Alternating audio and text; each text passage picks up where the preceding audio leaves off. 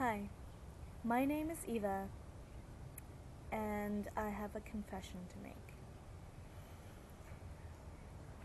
I was one of those people that viewed Trump's fight for presidency as a joke, up until the moment the last electoral vote was counted. And it wasn't until I saw the first article about the silent majority that I had realized how ignorant I had been. Growing up in Los Angeles and San Francisco, I've been swimming in a sea of liberals.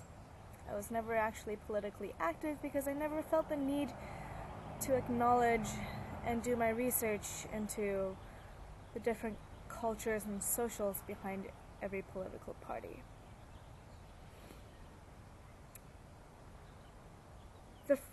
The phrase that I kept saying over and over again on my newsfeed was, "Hey, let me know if you're a Trump supporter so I can delete you off my Facebook friends." Something about that didn't really ring well with me, and that catalyzed my curiosity and my want and desire to understand what had happened. Why is there such an extreme divide between the people that I surrounded myself with, who I got along so well with, versus these group of people we called the Trump supporters, that immediately had a negative connotation in my bubble that I existed in. Ooh, that's a lot of wind. So I began doing research. With the help of the internet, I opened probably at least 50 tabs and then ended up closing them after like 2 weeks. Read articles and videos of where did this problem come from? Who are the people in the South? Why do they have the beliefs they do? And one of my favorite books that I read was Hillbilly Elegy by J.D. Vance, and he grew up in a rural part of Kentucky and then moved to Ohio. And it was the closest insight look I got into the life in middle America.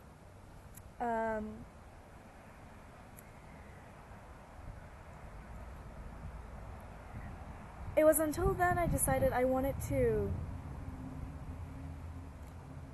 more people to know of the entirely different lives that are out there in America, the entirely different childhood that people grew up with. And as much as I wanted to create content about it, I realized I hadn't met any of these people in person. And so that's when I realized I needed to meet these people. I want to meet these people. I want to hear their story, because in my opinion, it's ridiculous to judge people just based on their political beliefs. Like a woman I met today when I was buying sushi at the counter, she said, people are so multifaceted that to think people are black and white is not really giving them a chance to explain, to talk about the at least 18 years of life experiences that they've had up until the moment that they become eligible to vote. So that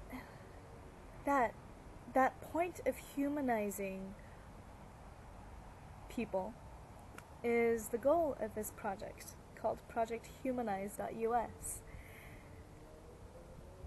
I don't want to talk to people about their political beliefs. Instead, I want to understand who they are as a person. What do they care about? How were they raised? What kind of adversities did they have to go through? I'm hoping that the people that I meet on this journey would be willing to share their story with me.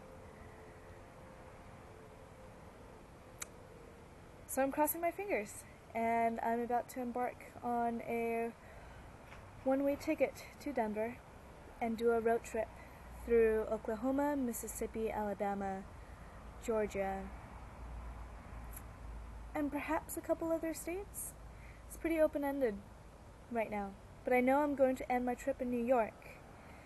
And as you can tell, utilize my passion for technology and theater to create a 360 film and a virtual reality experience for people to truly take empathy to the next level.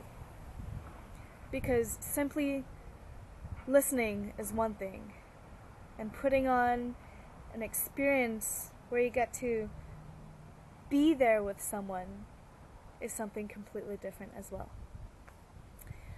I chose virtual reality because I have a huge passion for theater, and it sounds kind of sadistic, but I love making people